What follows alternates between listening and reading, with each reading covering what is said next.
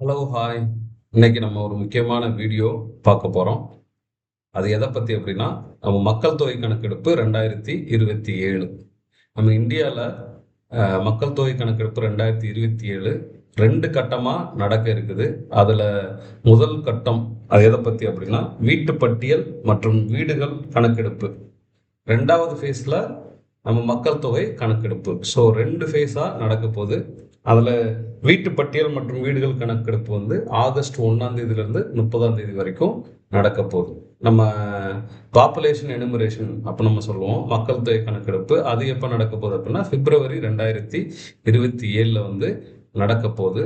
இப்போ மக்கள் தொகை கணக்கெடுப்பு ஓர் அறிமுகம். இங்கே கணக்கெடுப்பாளர்கள் இருக்காங்களா, அவங்களுக்கும் மேற்பார்வையாளருக்கும், அதாவது எனுமரேட்டர்ஸ் அண்ட் சூப்பர்வைசருக்கு ஒரு ஒரு கைட்லைன், இந்த மக்கள் தொகை கணக்கெடுப்பு என்ன, அதை எப்படி நம்ம வந்து பண்ணணும் அப்படிங்கிறத பற்றின ஒரு சின்ன வீடியோ. இது வந்து கண்டிப்பாக யாருக்கு ரொம்ப யூஸ்ஃபுல்லாக இருக்கும் அப்படின்னா, எனுமரேட்டர்ஸ்க்கும் சூப்பர்வைசர்ஸ்க்கும் இது ரொம்பவே யூஸ்ஃபுல்லாகவே இருக்கும். வாங்க நம்ம இந்த வீடியோக்குள்ளே போகலாம்.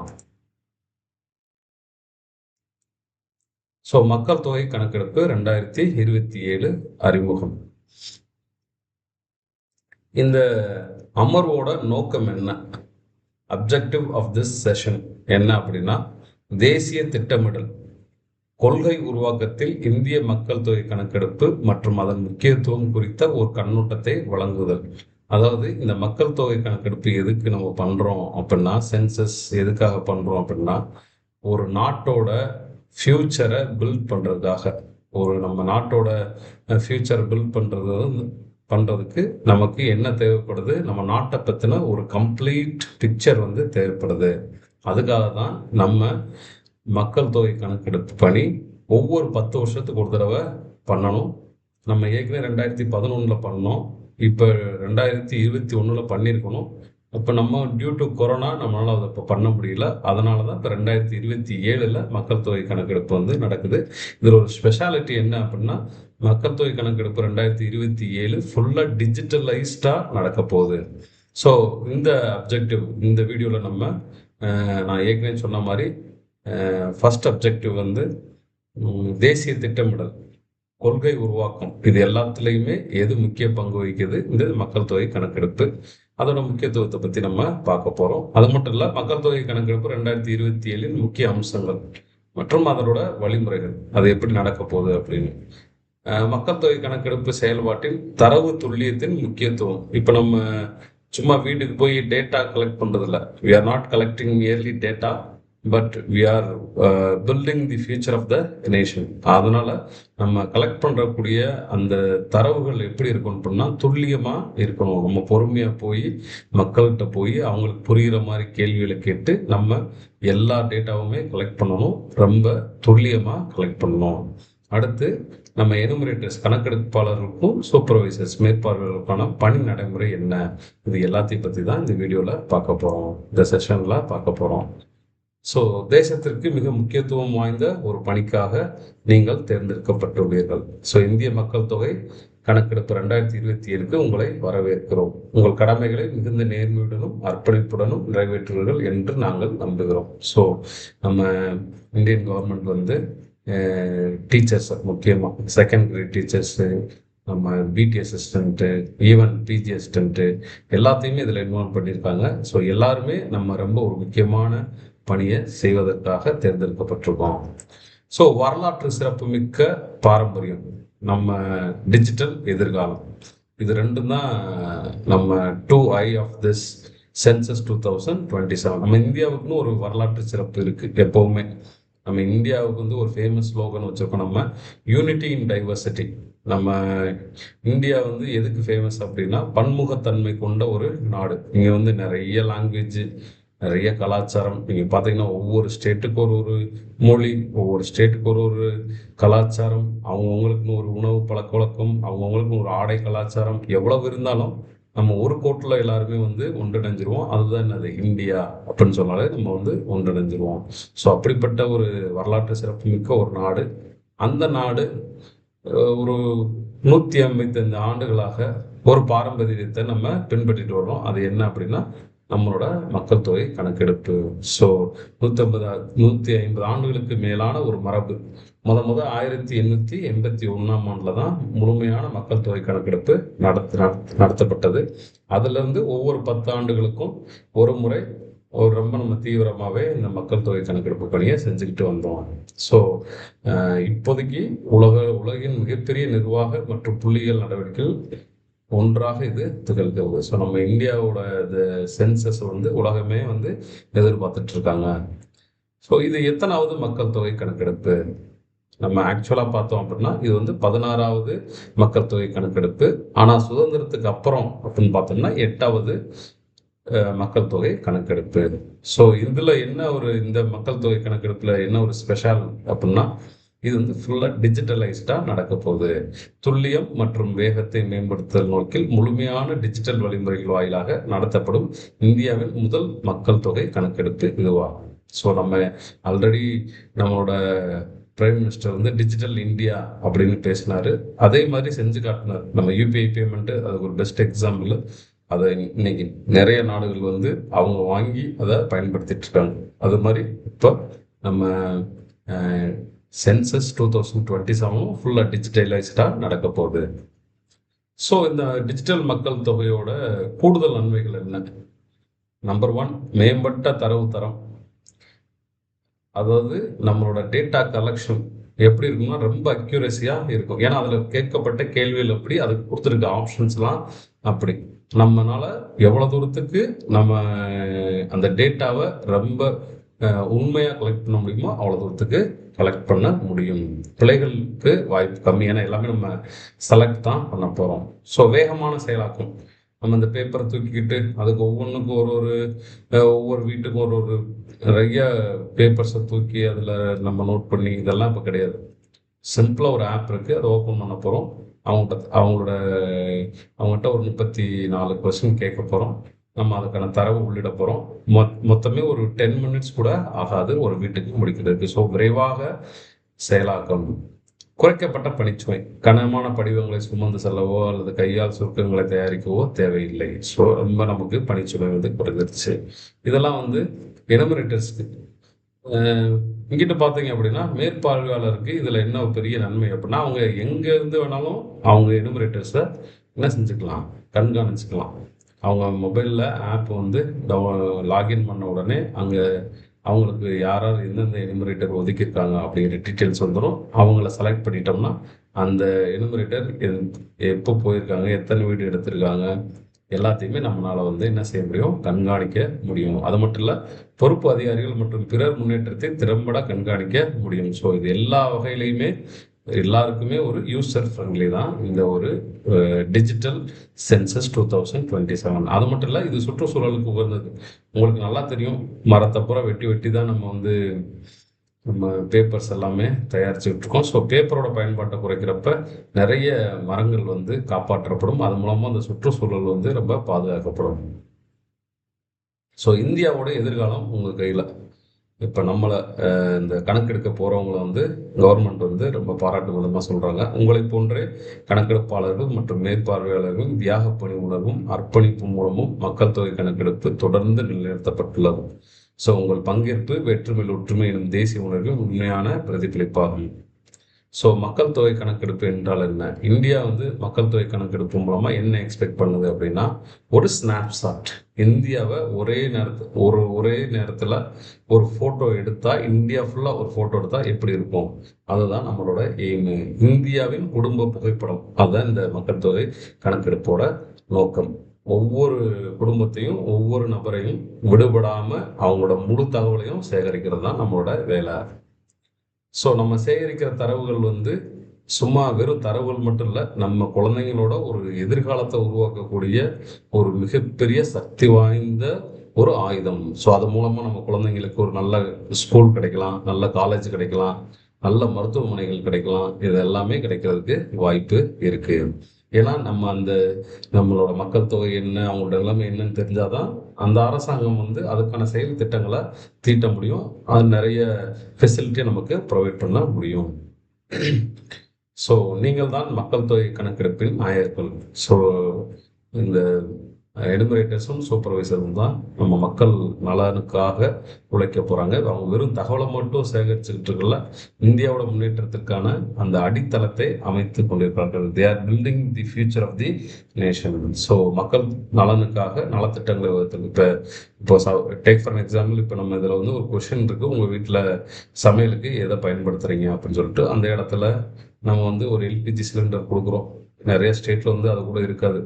ஸோ மக்கள் எதை அதிகமாக பயன்படுத்துகிறாங்கன்னு பார்த்துட்டு அதுக்கு தகுந்தாப்புல ஒரு திட்டங்கள். இப்போ பிரதான் மந்திரியோட உஜ்வாலா யோஜனாலாம் ஒரு பெரிய விஷயம் தான். நிறைய பேருக்கு அது மூலமாக இலவச சிலிண்டர்லாம் கிடைச்சிருக்கு. ஸோ மக்கள் நலனுக்காக திட்டங்கள் வகுக்கணும்னா மக்களோட நிலைமை தெரிஞ்சால் தான் இந்த திட்டங்கள் வகுக்க முடியும். அதுக்காக இது பயன்படுது. அது மட்டும் இல்லை, நாடாளுமன்றம், சட்டமன்றம் மற்றும் உள்ளாட்சி அமைப்புகளுக்கான இடங்களை வரையறுத்தல். இப்போ கூட நம்ம தொகுதி மறுவரையறை மசோதா அப்படின்னு சொல்லி இங்கே ஒரு பெரிய நம்ம நிறைய வாக்குவாதங்கள் அதில் போயிட்டுருக்கு. ஸோ ஒரு நாடாளுமன்றம் மக்கள் தொகை அந்த எண்ணிக்கைக்கு ஏற்றா போல் சட்டமன்றத்திலையும் நாடாளுமன்றத்திலையும் அவங்களோட அந்த சீட்டை வந்து இன்க்ரீஸ் பண்ணுறதுக்கு வந்து இது ஒரு வழிவகை செய்யும். அது மட்டும் இல்லை, வீட்டு வசதி, உட்கட்டமைப்பு, பொது சேவை, இது தொடர்பான கொள்கை முடிவுகள் எடுக்கிறதுக்கும் இது உதவி செய்யும். ஆராய்ச்சி நடவடிக்கைகளுக்கும் இந்த டேட்டா வந்து கண்டிப்பாக நமக்கு ஹெல்ப் பண்ணும். ஸோ இதுதான் ரொம்ப ரொம்ப முக்கியம். ஸோ நம்மளோட பணி, நம்ம தேசத்தை கட்டமைக்க போகிறோம். எது மூலமாக, எதை தெளிவாக தெரிஞ்சுக்கிறது மூலமாக, நம்ம மக்கள் தொகை என்ன, நம்ம நகரமயமாதல் எந்த அளவுக்கு, ஊரில் வீடு நம்ம முன்னாடி ஒரு 10 வருஷத்துக்கு முன்னாடி பார்த்த தோட்டமெல்லாம் இப்போ வந்து வீடாக இருக்கலாம். ஸோ எந்த அளவுக்கு நகரமயமாகிட்டு இருக்கு, நம்மளோட பொருளாதார செயல்பாடு எப்படி இருக்குது, வீட்டில் டிவி இருக்கா, ஃபோன் இருக்கா, பைக் இருக்கா, கார் இருக்கா, இதெல்லாம்.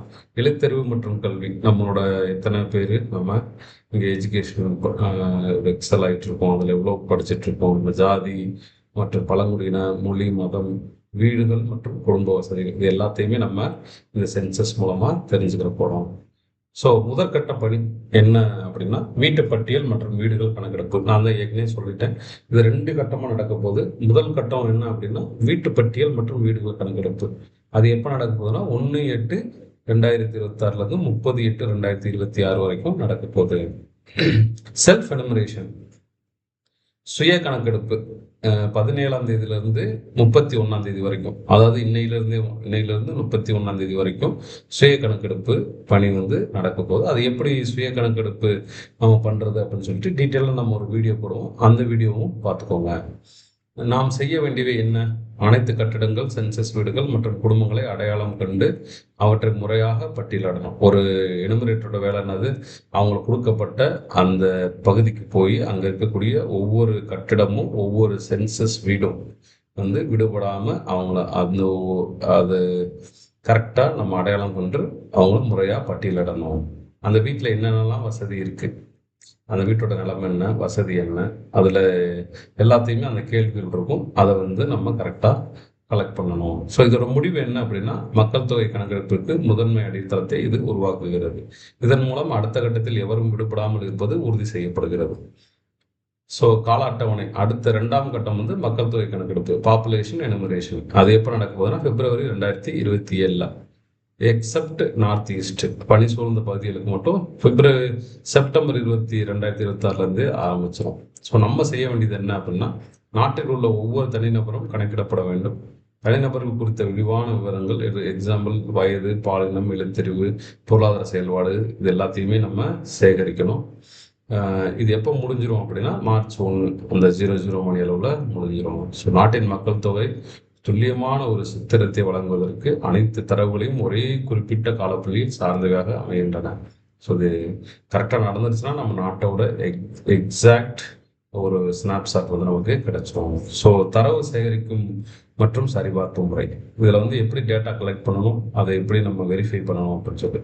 ஸோ எனுமரேட்டர் கணக்கெடுப்பாளர் ஒவ்வொரு வீட்டுக்கும் இன்பர்சன், அதாவது பர்சனலாக வீடு போய் பார்த்து அங்கே இருக்க மக்கள்கிட்ட வந்து அவங்களோட மொபைல் ஆப்பை யூஸ் பண்ணி நம்ம வந்து என்ன செய்ய போகிறோம், டேட்டாவை கலெக்ட் பண்ண போகிறோம். கண்டிப்பாக அவங்கவுங்க அந்தந்த எனுமரேட்டர் கணக்கெடுப்பாளர் அவங்க சொந்த மொபைலில் மட்டும்தான் இந்த ஆப்பை வந்து இன்ஸ்டால் பண்ணணும். இது ஒரு தடவை தான் இன்ஸ்டால் பண்ண முடியும். நம்ம இன்னொரு டிவைஸில் இன்ஸ்டால் பண்ணோம்னா ஏக்னேட் டிவைஸில் இருக்கக்கூடிய அந்த அப்ளிகேஷன் வந்து அதுவும் ஆட்டோமேட்டிக்காக என்ன ஆயிரும், லாக் அவுட் ஆயிரும். அதில் இருக்க டேட்டா எல்லாமே போயிடும். அதனால ரொம்ப கவனமாக நம்ம யூஸ் பண்ணணும். ஸோ பதிலளிப்பவர்கள் மேற்கொள்ளப்படும் சுய கணக்கெடுப்பு மற்றும் கணக்கெடுப்பாளரால் வீடு வீடாக சென்று சரிபார்க்கப்படுதல். நம்ம ஏற்கனவே இப்போ செல்ஃப் எனுமரேஷன் பற்றி பேசணும். அது பண்ணியிருந்தாலும் நம்ம நேரடியாக வீட்டுக்கு போய் அந்த நம்பர் அவங்க அந்த ரெஃபரன்ஸ் நம்பர் வாங்கி அதை சரி பண்ணதுக்கப்புறம் தான் அதை நம்ம கன்ஃபார்ம் பண்ணலாம். ஸோ பல அடுக்கு சோதனைகள். மேற்பார்வையாளர் கண்காணிப்பு. கண்டறியப்பட்ட முரண்பாடுகளுக்கு மேற்பார்வையாளர்கள் குறிப்புகளை சேர்ப்பார்கள். இப்போ நம்ம சூப்பர்வைசர்ஸ் அவங்களோட மொபைல் அப்ளிகேஷனில் போயிட்டு ஒவ்வொரு எனுமரேட்டரையும் செலக்ட் பண்ணி அவங்களோட டேட்டாவெல்லாம் வெரிஃபை பண்ணலாம். அதில் ஏதாவது ஒரு மிஸ்டேக் இருந்துச்சு அப்படின்னா அங்கேயே நம்ம என்ன செய்யலாம், ரிமார்க்ஸ் நம்ம மேக் பண்ணலாம். அது அவங்களுக்கு மெசேஜாக போயிடும், யாருக்கு எனுமரேட்டருக்கு மெசேஜாக போயிடும். ஸோ அதை அவங்க பார்த்துட்டு அந்த குறிப்பிட்ட என்ட்ரியில் போய் அதை அவங்க கரெக்ஷன் பண்ணி திரும்பவும் ரீசப்மிட் பண்ணிடுவாங்க. ஸோ சரிபார்ப்பு சுழற்சி. பொறுப்பு அதிகாரிகள் களத்திலேயே சரிபார்ப்பிற்காக பிரச்சனைகளை குறிப்பிடலாம். ஸோ சார்ஜ் ஆஃபீஸர்ஸ் நமக்கு ஏதாவது நம்ம தப்பு பண்ணியிருந்தாலோ இல்லை நமக்கு ஏதாவது ஒரு தப்பாக கொடுத்துருந்தாலோ அது எதாக இருந்தாலும் அவங்கள்ட்ட போய் நம்ம உடனே போய் சொல்லிடலாம். அவங்க நாலேஜ் கொண்டு போயிடலாம். அவங்களும் இதை கரெக்டாக நமக்கு ஹெல்ப் பண்ணி முடிச்சு வச்சுருவாங்க. ஸோ மக்கள் தொகை கணக்கெடுப்பு. முதல் முறையாக இந்த தரவுகளை சுய கணக்கெடுப்பு இணையதளம் வாயிலாக சமர்ப்பிக்கலாம். அது எப்படி அப்படிங்கிறது நம்ம அதுக்குள்ள ஒரு இணையதளம் இருக்குது, செல்ஃப் எனுமரேஷன் போர்ட்டல்னு சொல்லிட்டு. கூகுளில் போய் செல்ஃப் எனுமரேஷன் போர்ட்டல் அடித்தாலே வந்துடும். அதை கிளிக் பண்ணோம்னா அங்கே நமக்கு நம்மளோட ஸ்டேட் செலக்ட் பண்ண சொல்லும். ஸ்டேட் செலக்ட் பண்ணிவிட்டு கேப்சா கொடுத்தீங்க அப்படின்னா நம்மளோட அடுத்த பேஜுக்கு அது போகும். அங்கே நம்ம குடும்ப தலைவர் பேர், மொபைல் எண், இமெயில் ஐடி எல்லாமே கேட்கும். அது கொடுத்ததுக்கப்புறம் நம்ம நெக்ஸ்ட்டு அந்த கேள்விகளுக்கு போயிடும். 33 கேள்விகளுக்குமே போயிடும். அதை நம்மளே பொறுமையாக நிதானமாக வீட்லேயே அதை ஆன்சர் பண்ணி கடைசியில் சப்மிட் கொடுத்துட்டோம்னா சப்மிட் ஆகி நமக்கு ஒரு 12 டிஜிட் ஐடி வந்துடும். ஸோ இதுதான் சுய கணக்கெடுப்பு. அதை நம்ம தனியாக ஒரு வீடியோ போட போகிறோம். ஸோ ஏன் அது ரொம்ப முக்கியம் அப்படின்னா, சுயமாக பதிவு செய்யப்பட்ட வீடுகளை சரிபார்ப்பதற்கு முழுமையான கணக்கெடுப்பு உதவி செய்வது கடப்பல் பங்கு இன்றியமையாததாக திகழ்கிறது. ஸோ கணக்கெடுப்பாளர் என்னதான் மக்கள் சுயமாக கணக்கெடுத்தாலும் நம்ம நேரடியாக போய் அந்த ஐடியை வாங்கி வெரிஃபை பண்ணி எல்லாமே கரெக்டாக இருக்கான்னு செக் பண்ணிக்கணும். ஸோ பதிவு செய்யப்பட்ட தரவுகளில் ஏதேனும் மாற்றங்கள் உள்ளனவா என்பதையும் மேற்பார்வையாளர் சூப்பர்வைசர் பார்த்துக்கிடுவார். ஸோ இதுக்கு என்ன இந்த பணிக்கு என்னெல்லாம் தேவை, இப்போ யார்கிட்ட, இப்போ ஒரு எனுமரேட்டர்கிட்ட என்ன இருக்கணும், மினிமம் ஆண்ட்ராய்ட் 12.0 வெர்ஷன் இருக்கணும். அவங்க சப்போஸ் ஒரு ஐஃபோன் யூஸ் பண்ணாங்க அப்படின்னா 15.0 வெர்ஷன் இருக்கணும். அதுக்கு மேலே என்ன வேணாலும் இருந்துக்கலாம். ஆனால் குறைந்தபட்சம் ஐஃபோனுக்கு 15.0 அண்ட் ஆண்ட்ராய்டுக்கு 12.0 இருக்கணும். குறைந்தபட்சம் ஒரு 4 GB ரேமாவது இருக்கணும். இருந்தால் தான் இந்த லேக் ஆகாமல் இந்த அப்ளிகேஷன் ஒர்க் ஆகும். ஸோ கண்டிப்பாக அதிகாரப்பூர்வமான ப்ளே ஸ்டோர்லேருந்து மட்டும்தான் அதை பதிவிறக்கும் செய்யணும். இது 100% ரொம்ப செக்யூர்டான ஒரு ஆப்பு. ஸோ இதில் கணக்கெடுப்பாளர்கள் அவங்களுக்கு இருக்கக்கூடிய ஸ்டேஜ், அவங்க இந்த ஃபேஸ் 1 சக்ஸஸ்ஃபுல்லாக கம்ப்ளீட் பண்ணுறதுக்கு ஒரு 5 ஸ்டேஜஸ் இருக்குது. நம்பர் 1 ஸ்டேஜ் என்ன அப்படின்னா, அவங்களுக்கான ட்ரைனிங்கை ப்ராப்பராக அட்டன் பண்ணணும். அந்த களப்பணிக்கு போகிறதுக்கு முன்னாடி அவங்களுக்கு ட்ரைனிங் கொடுப்பாங்க. அந்த ட்ரைனிங் டேட் என்றைக்கோ அன்னைக்கு நம்ம ப்ராப்பராக போய் அந்த ட்ரைனிங் அட்டன் பண்ணி அவங்க அந்த ஃபீல்டு ட்ரெயினர்ஸை சொல்கிறது எல்லாத்தையுமே நம்ம கவனமாக உள்வாங்கிக்கிறணும். உள்வாங்கிறது மட்டும் இல்லை, அங்கே நமக்கான யூசர் நேம், பாஸ்வேர்டு, நம்மளோட அந்த களப்பணிக்கு போகிறதுக்கான அந்த பொருட்கள் எல்லாமே நம்ம கொடுப்பாங்க. அதை நம்ம வாங்கிட்டு தயார் நிலையாக இருக்கணும்.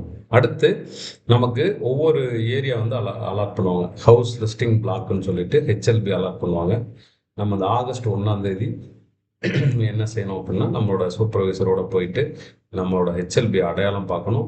அடையாளம் பார்த்துட்டு ஒரு 1 வீக் என்ன செஞ்சுக்கலாம், அங்கே போய் ஒவ்வொரு வீடாக, அதாவது நிலையான வீடு எது, நிலையற்ற வீடு எது, குடியிருப்பு எது, குடியிருப்பு அல்லாத பகுதி எது, கோயில் எது, பள்ளிக்கூடம் எது, இது எல்லாத்தையுமே என்ன செய்யணும் பார்த்து சும்மா ஒரு ரஃப் ஷீட்டில் பிடிச்சிட்டு நம்ம ஒரு கோட்டு வரைபடம் தயாரிக்கணும். ஒரு லே அவுட் மேப் தயாரிக்கணும். கண்டிப்பாக அந்த லே அவுட் மேப்பில் அது என்னன்னு சொல்லிட்டு நான் சொல்கிறேன். அதை 2 காப்பி நம்ம சார்ஜ் ஆஃபீஸர்கிட்ட சப்மிட் பண்ணணும். அது வேலை முடிஞ்சிட்டாலே நமக்கு ஒரு 50% வேலை முடிஞ்ச மாதிரி நமக்கு. அது ஒரு பெரிய விஷயம். 3வது ஸ்டேஜ் என்ன அப்படின்னா, டேட்டா கலெக்ட் பண்ணுறது மற்றும் அதை சரி பார்க்குறது, வெரிஃபை பண்ணுறது. ஸோ கணக்கெடுப்பாளர்கள் அதுக்கப்புறம் தான் இந்த HLB வரைபடம் வரைஞ்சதுக்கு அப்புறம் தான் கோட்டு வரைபடம், அதை கொண்டு போயிட்டு நம்ம வீடு வீடாக போயிட்டு என்ன செய்யணும், நம்ம கணக்கெடுக்க போகிறோம். அங்கே இது அந்த ஆர்டர் ஏதோ அந்த ஆர்டரை ஃபாலோ பண்ணி நம்ம கணக்கெடுக்க போகிறோம். அந்த கணக்கு எடுக்கும் போது அந்த செயலியில் ஒவ்வொன்றையும் சேகரிக்க போகிறோம். சேகரித்ததை என்ன செய்ய போகிறோம், சப்மிட் பண்ண போகிறோம். சிங்க்ரனைசேஷன் அப்படின்னு சிங்க்னு சொல்லுவோம். அதை வந்து நம்ம பண்ணணும், ஒத்திசைவு பண்ணணும். ஒரு 10 வீட்டுக்கு எடுத்துகிட்டு ஒத்திசைவு பண்ணிட்டீங்கன்னா ரொம்ப உங்களுக்கு ஈஸியாக இருக்கும். ஏதாவது ஃபோன் ஏதாவது மிஸ் ஆனால் கூட உங்களுக்கு டேட்டா லாஸ் ஆகாமல் இருக்கும். ஸோ அது வந்து 4th ஸ்டேஜ். நம்ம கலெக்ட் பண்ண போகிறோம். கலெக்ட் பண்ணிவிட்டு எல்லாத்தையுமே அப்பப்போ என்ன செஞ்சிடும், அதை வந்து ஒத்திசைவு பண்ணி வச்சிடுறோம். அதை வந்து சிங்க் பண்ணி வச்சிடுறோம். அடுத்து நிறைவு மற்றும் சான்றளிப்பு. எல்லா வேலையும் முடிச்சாச்சு அப்படின்னா கடைசியாக என்ன செய்ய போகிறோம், நம்ம நிறைவு, அதாவது கணக்கெடுப்பாளர்கள் வீட்டு பதிவை முழுமையானது, அது எல்லா வேலையுமே முடிஞ்சிருச்சு அப்படின்னு நம்ம தெரிஞ்சால் மட்டும்தான் கடைசியாக நம்ம என்ன செய்யணும், அதை நிறைவு பண்ணணும், சப்மிட் பண்ணணும், சைன் பண்ணி சப்மிட் பண்ணணும். ஸோ இதுதான் 5 ஸ்டேஜ் வந்து இதில் இருக்கும்.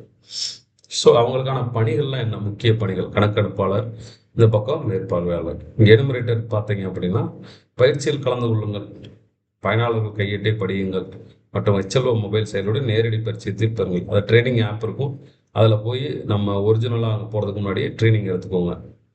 அடுத்து ஒதுக்கப்பட்ட வீட்டு பட்டியல் உள்ள ஒவ்வொரு கட்டிடம், சென்சஸ் வீடு மற்றும் குடும்பத்தையும் எவ்வித விடுதலுமின்றி பார்வையிடும். நமக்கு கொடுக்கப்பட்ட HLB மேப் கொடுத்துட்டாங்களாலே நம்ம நேரடியாக போய் அந்த ஃபீல்டுக்கு போய் நம்ம அங்கே ஒன்று கூட மிஸ் பண்ணாமல் பார்த்து அதை கரெக்டாக நம்ம வரைபடத்தில் கொண்டு வந்துடணும்.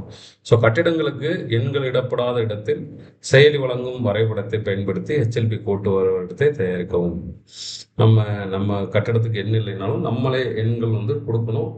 அதை கொடுத்துட்டு அந்த HLB செயலி வழங்கும் வரைபடத்தை பயன்படுத்தி அந்த கோட்டு வரைபடத்தை தயாரிக்கணும். ஸோ நமக்கு நம்ம ஆப்பில் போனாலே நமக்கு ஒரு HLB மேப் வந்து கூகுள் மேப் மாதிரி இருக்கும், நமக்கு அதை அலாட் பண்ணியிருப்பாங்க. அதையும் எடுத்துக்கிட்டு இந்த பில்டிங்ஸையும் எல்லாத்தையுமே நோட் பண்ணிக்கிட்டு அதுக்கப்புறம் உட்காந்து நம்ம கோட்டு வரைபடத்தை தயாரிக்கணும்.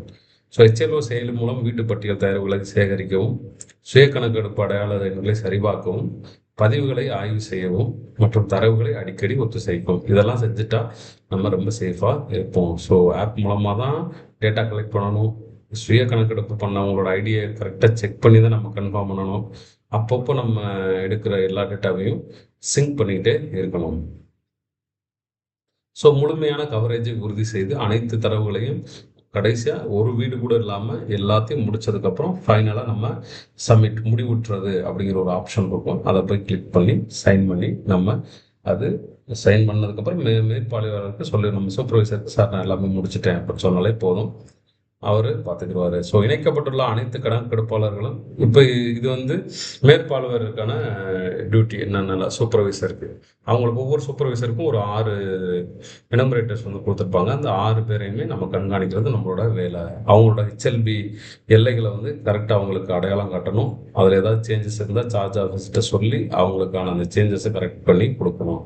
ஸோ அனைத்து HLBலையும் உள்ளடக்கிய மேற்பார்வையாளர் வட்ட வரைபடத்தை தயாரிக்கும். அவங்க வந்து இவங்க எப்படி ஒரு லேஅவுட்டோ அது மாதிரி அவங்களும் ஒரு லேஅவுட்டு, இவங்களோட லேஅவுட்டு எனுமரேட்டர்ஸோட லேஅவுட் வந்து டீடைல்டு ஒரு வீட்டு பட்டியல் தயாரிப்பாங்க. இவங்க வந்து அந்த HLB பிளாக் வந்து எப்படி ஒரு 6 பேர்னா 6 பேரோட பிளாக் மட்டும் தனியாக தயாரித்தா போதும். ஸோ மேற்பார்வையாளர் செயலி மற்றும் கள ஆய்வுகள் வாயிலாக கணக்கெடுப்பாளர்கள் சேகரிக்கப்பட்ட தரவை கண்காணித்தல், முன்னோட்டம் பார்த்தல் மற்றும் சரிபார்த்தல். ஸோ அவங்களோட வேலை களத்தில் போய் ஆய்வு பண்ணணும். அவங்க ஏற்கனவே ஆய்வு பண்ணி சப்மிட் பண்ணியிருக்கதை ஒரு தடவை செக் பண்ணி அதை கன்ஃபார்ம் பண்ணணும். ஸோ HLBக்குள்ள இடையில் எந்த இடைவெளியும் அல்லது ஒட்டுமொத்த பகுதியும் இல்லாததை உறுதி செய்யணும். ஸோ HLBக்குள்ள இந்த கிராஸ் எதுவும் ஓவர் லேப் ஆகிற மாதிரி இல்லாமல் கரெக்டாக அதை செக் பண்ணி கம்ப்ளீட் பண்ணுறதுக்கு கணக்கெடுப்பாளருக்கு உதவியாக இருக்கணும்.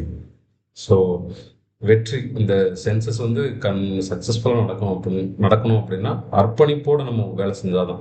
சும்மா வேலையும் செய்யக்கூடாது, ரொம்ப அர்ப்பணிப்போட டெடிக்கேஷனோட ஒர்க் பண்ணணும். ஸோ உங்கள் கலையில் தேர்ச்சி பெறுங்கள்.